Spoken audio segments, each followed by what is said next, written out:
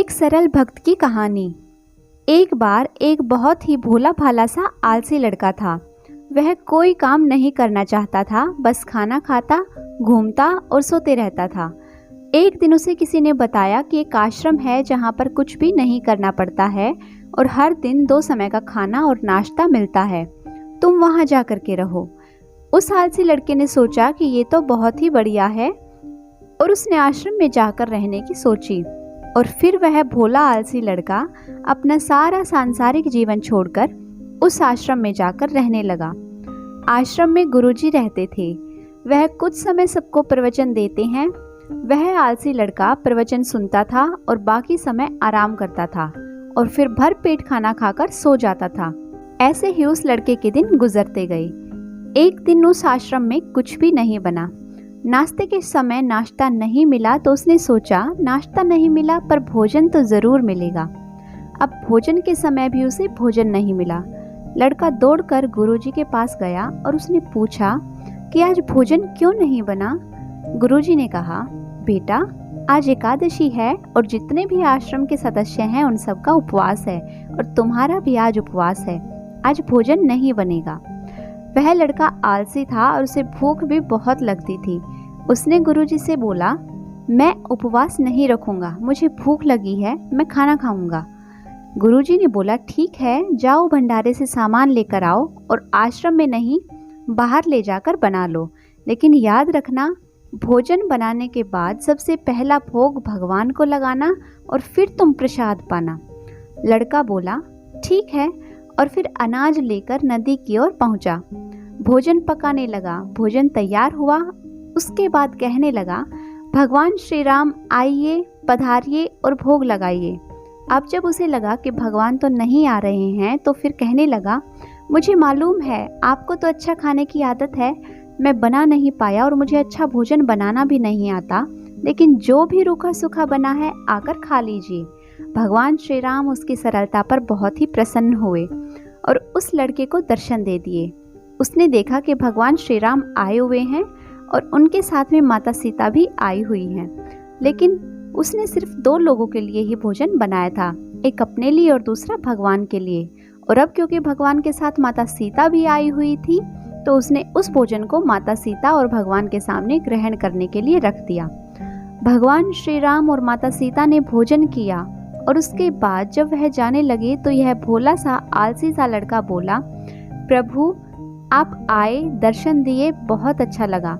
मुझे खाने को कुछ नहीं मिला, लेकिन कोई बात नहीं।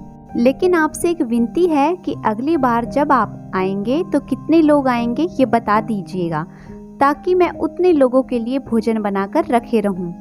भगवान श्री राम मन ही मन मुस्कुराए और फिर अंतर्ध्यान हो गए। लड़का आश्रम गया। दिन बीतते गए और फिर एकादशी का दिन आया और इस बार उसने 3-4 लोगों के लिए अनाज लेकर के खाना बनाने के लिए नदी के किनारे पहुंचा और उसने बड़े प्रसन्नता से भोजन बनाया और इंतज़ार करने लगा कि प्रभु आइए और भोग लगाइए।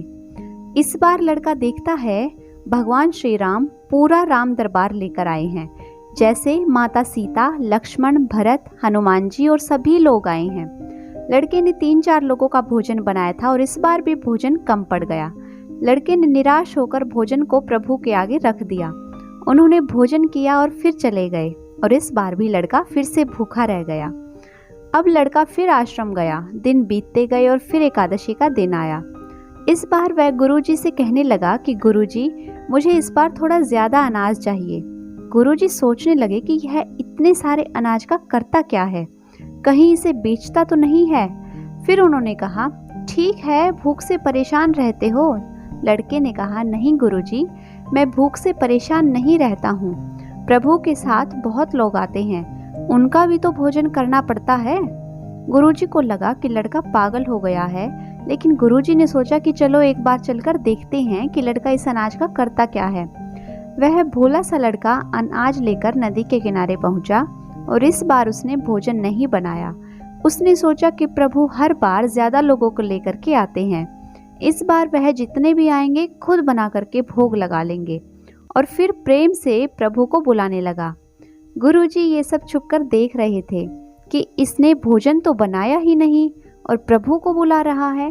लेकिन लड़के ने देखा कि इस बार प्रभु के साथ बहुत से लोग आए हुए हैं, तो उसने प्रभु के सामने हाथ जोड़कर कहा, प्रभु माफ़ करना, आप बहुत सारे लोग आते हो, मुझे संख्या पता नहीं होती है और मेरी हिम्मत भी नहीं होती है कि इतने सारे लोगों के लिए भोजन बनाऊं।